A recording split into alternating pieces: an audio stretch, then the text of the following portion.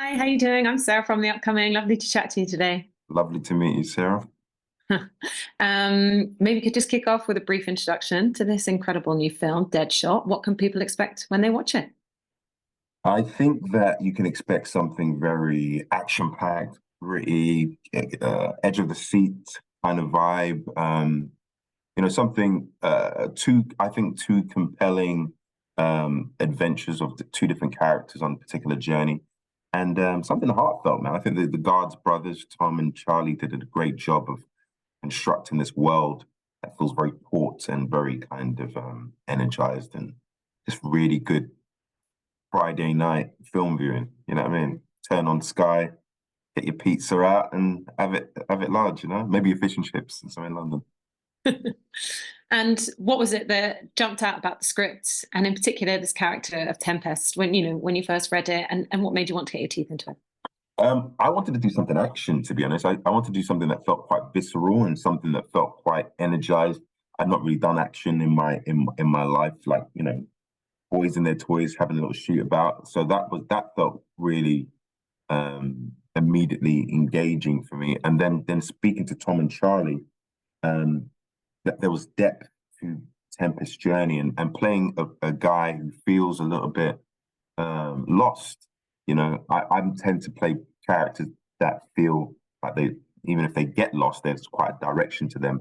And Tempest feels like a man that doesn't quite know himself, and a person that is quite silent in this particular moment in their life because they're dealing with this trauma and this action, and they're kind of walking around life aimlessly, and it's not something I identify with.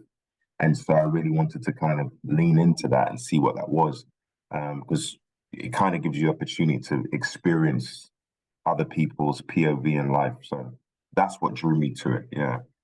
And it seems very kind of immersed as well in its era and its setting. So even though we're kind of very drawn into these particular characters and the tension between them, obviously that's set against the backdrop of the political climate of the time. So what did the preparation look like for the role? Did you know that much about this period of time? And then also, I guess, trying to understand the character and find the nuances in him, because of course, as we see from the opening scenes, you can't say that he's sort of an innocent victim, but he's struggling within himself. You're also rooting for him while being aware that not everything he's done is perfect either. Yeah. Well said. Like really well said. I think that in terms of the research, I kind of lent more towards what his journey would be.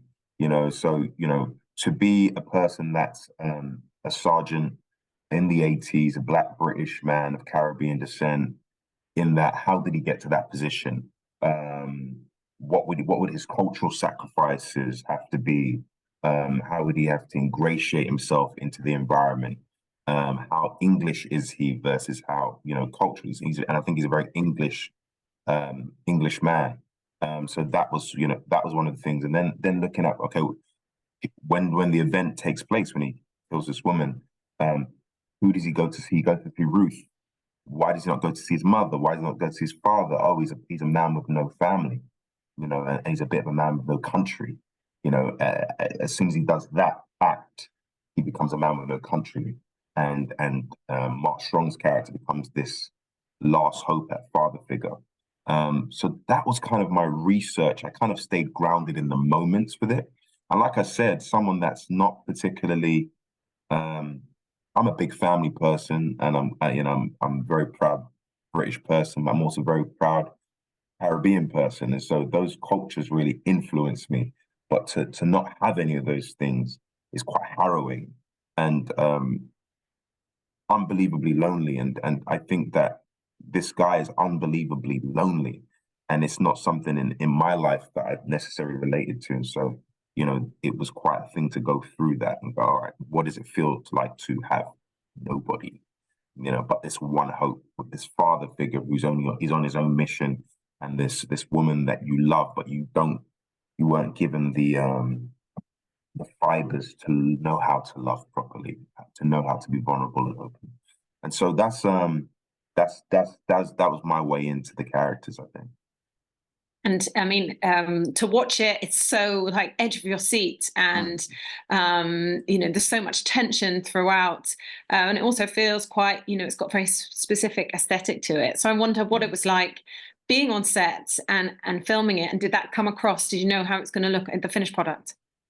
Those guys are really, I mean, they're really visceral duo, Tom and Charlie. They're just like, so, you know, and then I saw a couple of, I remember there was a shootout scene, and when I saw that, I was like, oh my good, this is like a proper film. And you don't necessarily get a chance to make it film. They made it with such quality and such detailed nuance to how they wanted to achieve things. Also felt bloody cold. Because Glasgow's cold, and so I was cold a lot of the time, and that helps. You know, if you ever want to just like, you know, tense up and be, that's bloody helps, especially when you live in LA. So like, I was like, it's really bloody cold. Yeah, that helped, I guess. Yeah. And you know, I sort of read that, you know, the filmmakers sort of were also thinking of perhaps of some action thrillers from the past, revenge thrillers. Did you have any in mind, or did you have any, you know, that you really loved when you were growing up that you watched?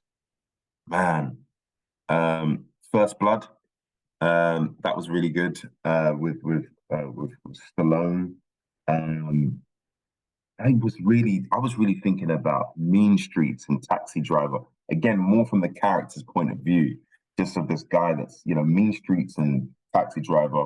You're following the journeys of characters that are really, really human and mucky, and you're not necessarily with them. And then they take a bit of a turn, and you're like, am I with them?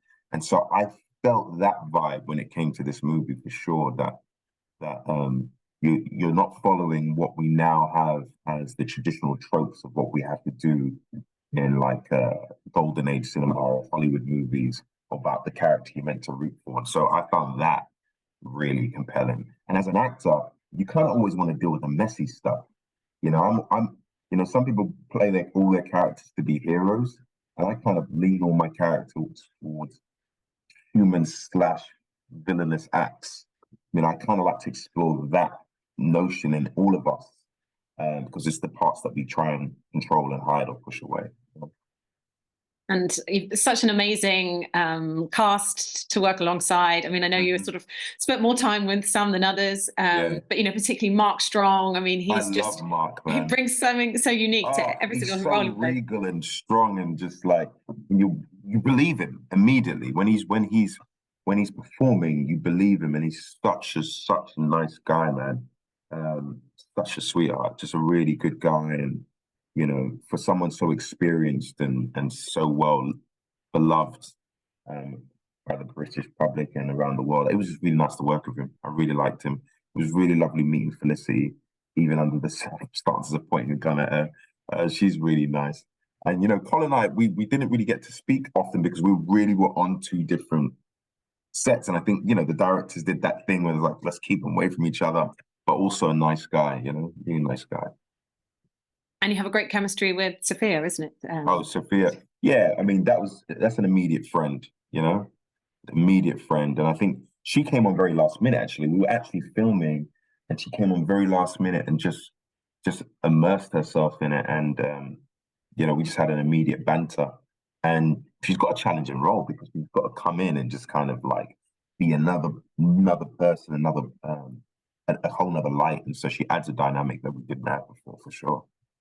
And in terms of what people can take away from the film, I mean, I guess it's like you say, it's kind of one of those thrillers that you can just get really absorbed in. But you know, there's lots of themes that come out of it as well, and kind of how sort of normal people can get swept up in the game playing that's Hmm. happening kind of above their heads, and you know, they're not really the ones pulling the strings; they're taken advantage of.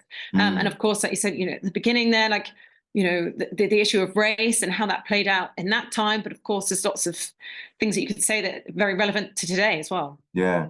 The biggest thing is for me is the I think family and love and friendship and having like a support system is so important because you can life is more fragile than we think is what I take away from the movie. Is that often, you know, we live in a really safe society, especially in England. We live in this, you know, what we perceive as a safe society, but just around the corner, just another turn, and things can really shift in your whole zeitgeist, and also the feeling of loneliness and what that's like for people. For both characters, they're both on very lonely journeys, and the toxicity of vengeance, and that actually, if you drink that poison, you can't escape it. So those are the things I took away from it. In hindsight, when you're in it, you're just in it. But like in hindsight, watching the movie, I was like, oh yeah, those are really important lessons, and we do that so well in England, man. We are, I think, we're the custodians of that, really, of the truthful journeys of the human experience. And you've had such kind of meteoric rise, it seems, like going, back from when you were in the Bill, but then you've now like directed your own movie, Boxing Day, and I believe you're going to be playing Martin Luther King soon, or seeing on screens later this year. I played him in a movie called Rustin, which is produced by little-known people, Barack Obama, Michelle Obama, for Higher Ground. So that's very cool. That's not bad, is it? Yeah, no, it was an incredible experience. And what have been some of the highlights so far? I guess making your own film must have been one of them. And what are you going to be doing more of that again soon? Yeah, making my movie Boxing Day was probably the happiest I've ever been making film. When you're directing, it's such a communal experience. You get to like sit and speak with people and collaborate, and I love that so much. But when I'm acting, it's, especially for the roles that I often am gifted, is like it's really heady, focused stuff, and so you're almost leaning towards the energy of that character. But yeah, I'm 100%. My next movie is already written, and we're just building the project now for, touch wood, 2024 to start filming. It's exciting. It's a bit of a saga. I'm very, very, very excited about it.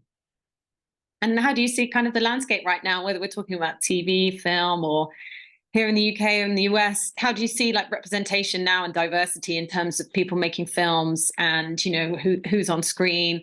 I mean, I was thinking, you have your film Boxing Day. We've had like Rye Lane, which is like a new rom-com. Rye Lane was amazing. I really loved it. Really, really loved Rye Lane. It was its own specific kind of like, it was like a quintessential British rom-com. I love what Ratman's doing with Supercell, which is out, I think, sometime this year. James Samuels is another friend of mine that's done incredible with The Harder They Fall. I think the landscape of filmmakers and actors is been, it's been blown through the water. I think people are just really just making history, in real time. And so I'm excited about the future and excited about the present, and happy to be a part of the many people pushing things forward. And just finally, do you have any, like, I don't know, director you'd love to work with, genre you'd like to try, and any heroes that you've not had a chance to work with yet? I really want to work with James Gunn. I'd love to work with James Gunn. I haven't gone into that kind of superhero world and